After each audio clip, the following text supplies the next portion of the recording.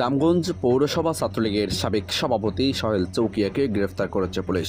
লক্ষ্মীপুরের রামগঞ্জ পৌরসভা ছাত্রলীগের সাবেক সভাপতি সোহেল চৌকিয়াকে গ্রেফতার করেছে পুলিশ। শনিবার সকাল 11টায় রামগঞ্জ জিয়া শপিং কমপ্লেক্সের নিজস্ব ব্যবসা প্রতিষ্ঠান থেকে তাকে আটক করা হয়। রামগঞ্জ থানার officer in charge OC Mohammad Abul Bashar বিষয়টি নিশ্চিত করে জানান, সুনির্দিষ্ট অভিযোগের ভিত্তিতে সোহেল চৌকিয়াকে গ্রেফতার করা হয়েছে। তবে তার বিরুদ্ধে দায়ের করা মামলার বিস্তারিত তথ্য এখনও প্রকাশ করা হয়নি।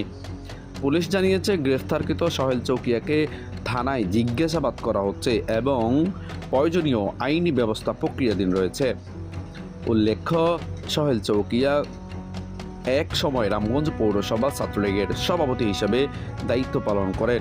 গত 5 আগস্টের ঘটনার পর কিছুদিন অন্যত্র অবস্থান করার পর বর্তমানে তিনি নিজ বাড়িতে ফিরে এসে নিজের ব্যবসা প্রতিষ্ঠান পরিচালনা করছেন।